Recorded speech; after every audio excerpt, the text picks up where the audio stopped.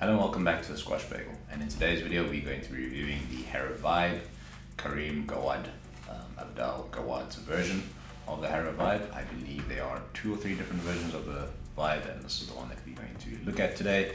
And just to point out, I do not have any affiliation with any brands, or am I sponsored by any particular brand, so any racket review that I am doing is basically out of my own interest. I would like to say that this has probably been the most enjoyable racket that I've played with in the traditional frame sense. So yeah, I've done a couple of videos before talking about the different types of rackets, being a traditional frame, teardrop, as well as a hybrid, but this has definitely been my favorite traditional frame racket. So with respect to the content of this video, we're going to look at the specs, some of the modifications that I've made, the pros as well as the cons of the racket. And without further ado, let's go. So with regards to the specifications of the racket, I have done a previous video which is the racket out of the box. So obviously it looks very different, not too different I guess, compared to what it is that I have here with respect to the strings that it comes with as well as the grip. So yeah, with respect to what it comes with, if you want to see what it looks like when it's brand new, obviously there's a previous video that I've done which was a first impression video, but just discussing some of the points again. We've got the Harrow Barrage string, which is a white string similar to this, but obviously white instead of yellow.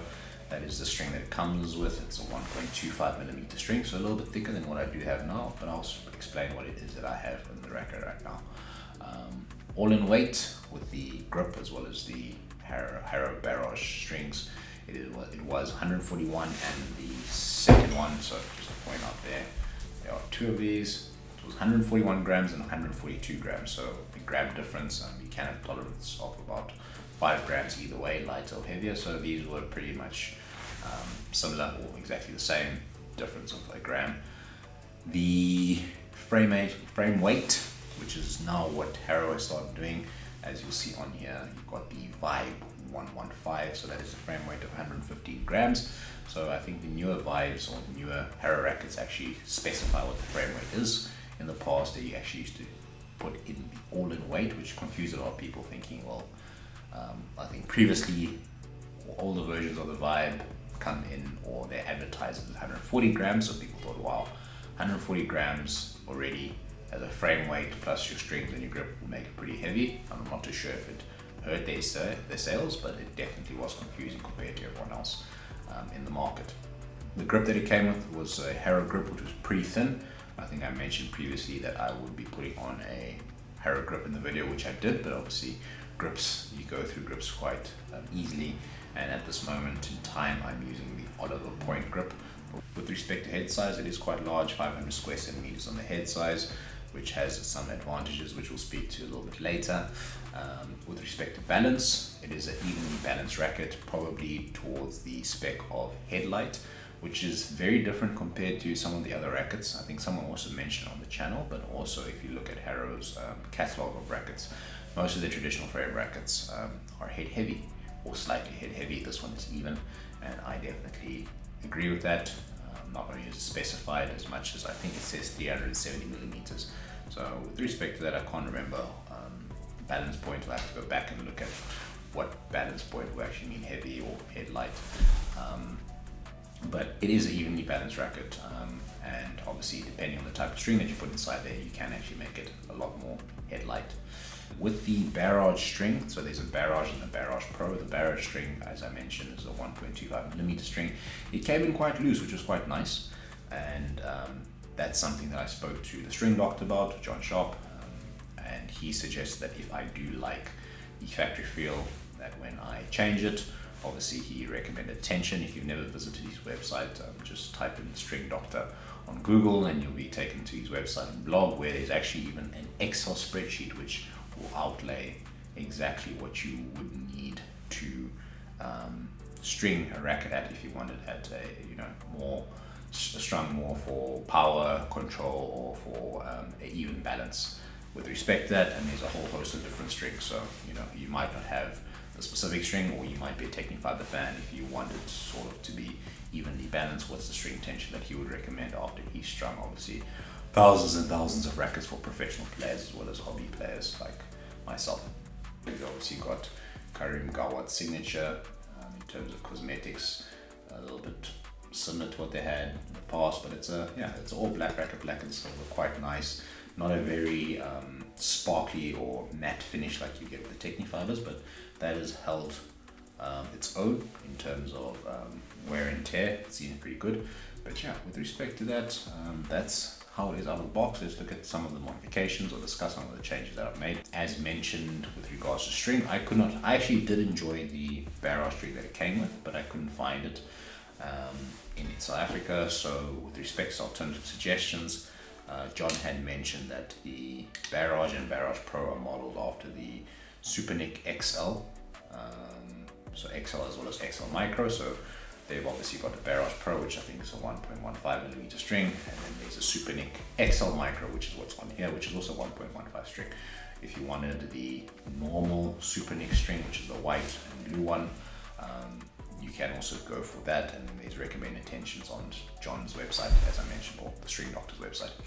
Stringing at 22 pounds to get the same factory feel, which has been quite good, but there's obviously quite a lot of string movement with regards to that. And with that being said, I feel like I'm going through strings at a phenomenal rate compared to what I normally do.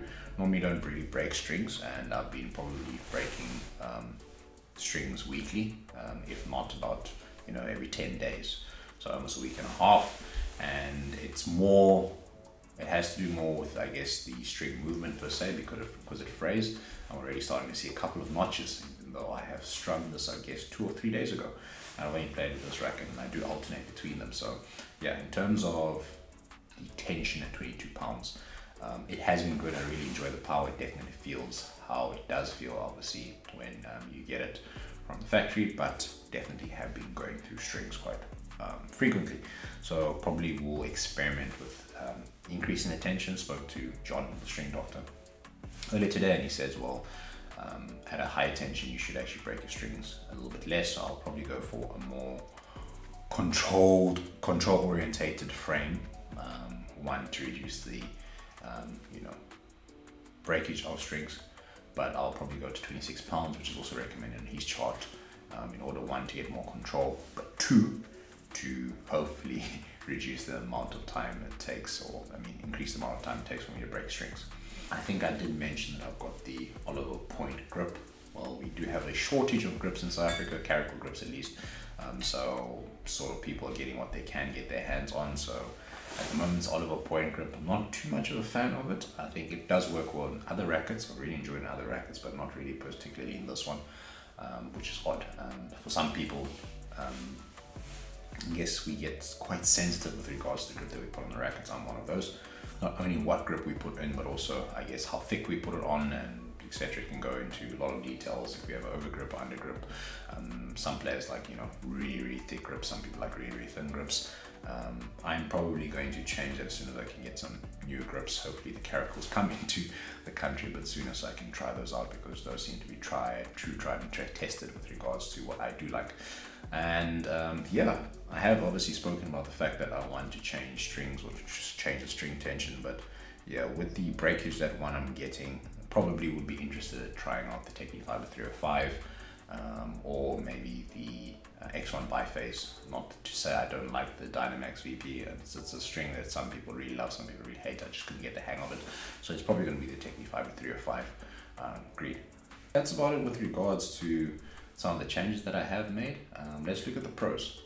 So with respect to pros, I would like to say this is probably the racket that I've had the most type of fun with, or the most fun with, and I can see why the likes of, obviously, a player which has a similar style, or I would say similar style, not that I do have a similar style, but players like Gawad as well as Jonathan Power have obviously opted for and enjoy this racket.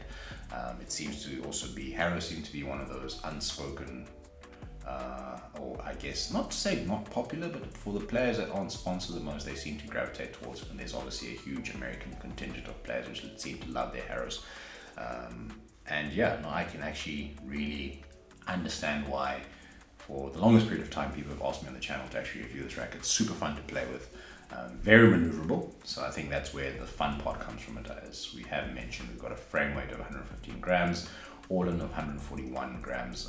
I think it is lighter. It's probably on the lighter scale of rackets that I have personally tested and used for myself. Obviously you do get lighter rackets out there, but yeah, super fun to play with, very maneuverable. With the large head size, very forgiving. So I do know that there is a Harrow Vapor which I have hit with before, never taken for more than I guess 10 minutes. But one thing that annoyed me about it, and yes, you do have to get used to a racket and also, you know, make changes according to what it is that you like, as I mentioned with grips and stuff like that. But I didn't enjoy how you know, it's not really forgiving. The sweet spot's really small, which really helps when you really hit the ball well.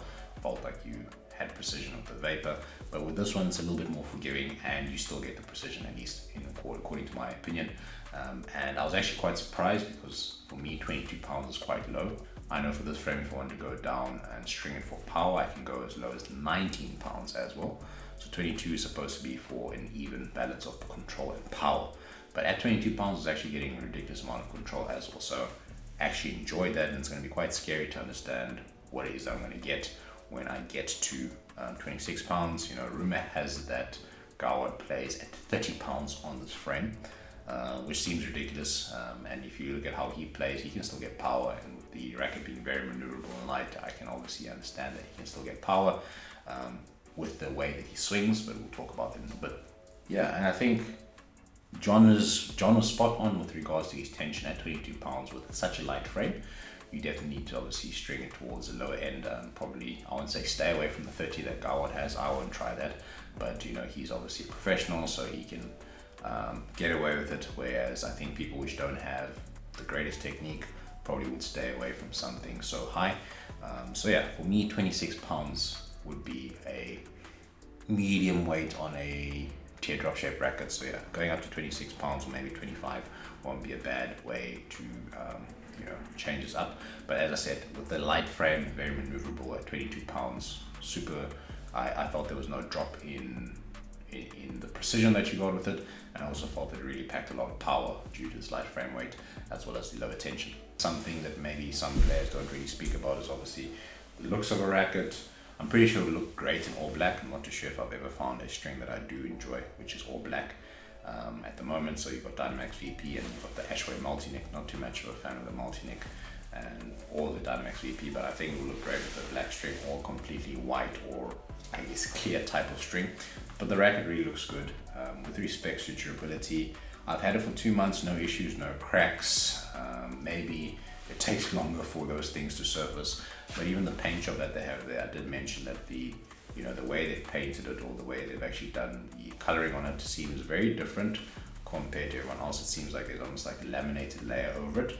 Not too sure if that is true, but the colors still seem great. It looks very nice, obviously on court. I do like black looking rackets. I think I have mentioned that in the past on this channel. So yeah, I think probably if they did have the iconic Pro AF in the country, probably another string to also try on this one. Okay, with respect to the cons, which is quite funny because not to say that there are not many, but I had to try find some. There is one sort of very obvious con, and that has to do with Harrows.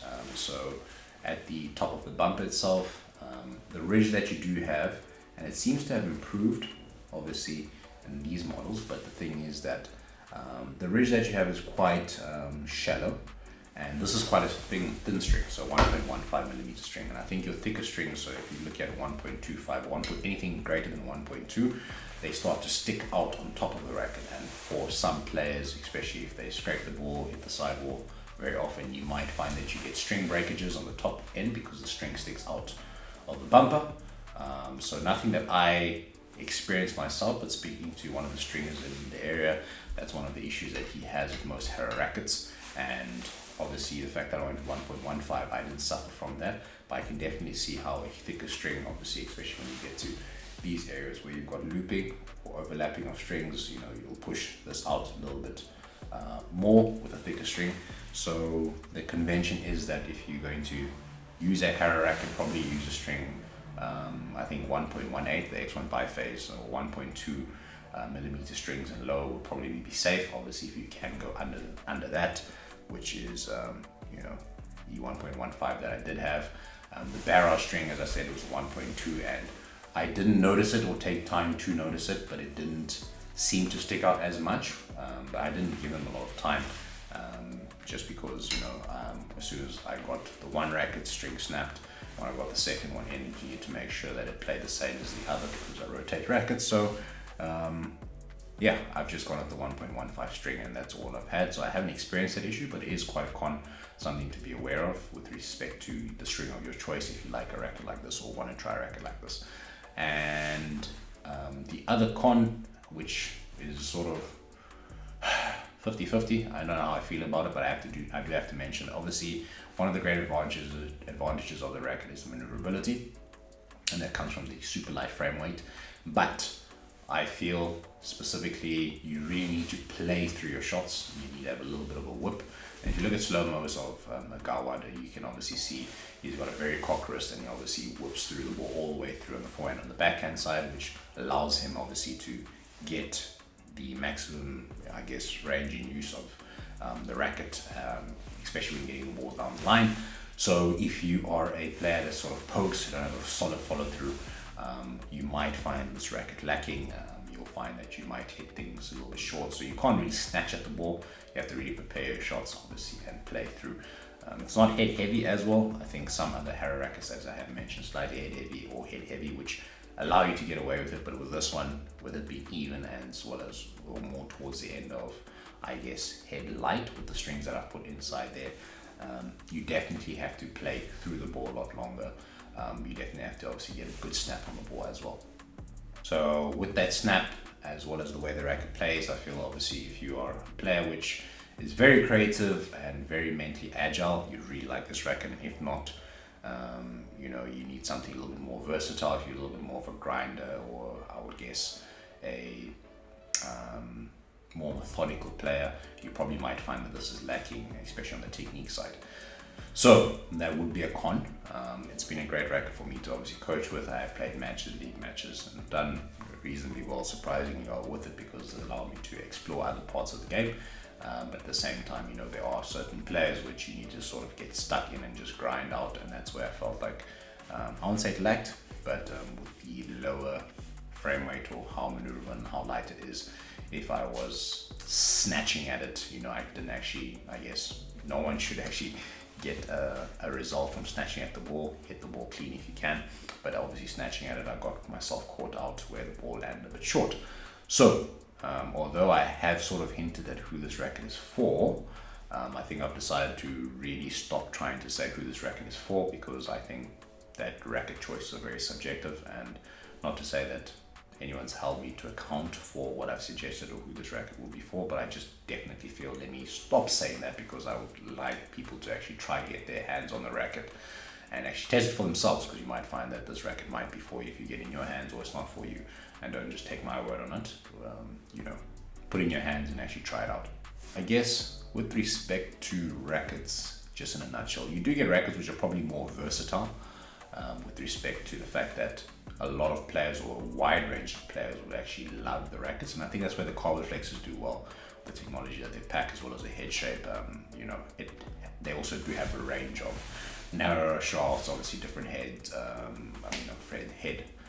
They've got the options of narrower shafts or different weights for someone to find everything through. But I think even in terms of technique, how you hold the racket, the carbon flexors seem to be the most versatile, because you can see a whole host of techniques and players playing with that, especially obviously here in South Africa. So they seem to do well, and obviously the fact that it's quite a versatile racket in terms of feel. I might not be the biggest fan of all of them, especially the X-tops, the old models, yes, but they seem to be a more versatile racket. This one might not be. I think it's a hit and a miss. It's either you love it or hate it. Some rackets are enjoyed by certain players just because of different techniques and maybe schools of thought when it comes to swinging and movement techniques. I think I'm definitely keeping these for good. As I mentioned, I don't think I found a traditional shape racket, and I think even compared to the old school Supreme, which I've obviously spoken about in the past, I definitely enjoy these a lot more than the old school Supremes. Maybe with me being a lot older now as a player, I definitely need something a little bit more forgiving. And I think this year has definitely been the year of the traditional frame rackets. I think obviously I've tried the Harrow now. There was a Karakal T120 Pro, the Zumps Obsidian, the Dunlop Sonic Core Ultimate. Yes, obviously the Technic Fiber Slash, which obviously got me on this trend. And then I did obviously speak about the Dunlop Evolution 120, which is a hybrid racket. So apart from that, it seems to be a year of hybrids and traditional frames. I don't think I've done a teardrop. But yeah, obviously with me being happy on the traditional frame, probably need to find my favorite type of teardrop racket. And so hopefully there'll be some more videos coming soon. We'll try to see if I can do some other type of content up until then. But yeah, I think the vibe is done for me with regards to traditional frame rackets. Really happy with it.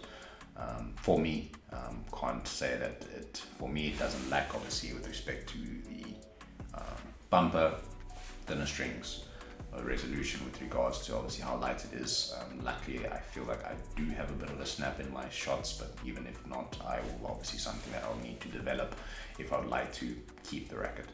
And yeah, that's about that. Without further ado, take care. See you next time. Cheers.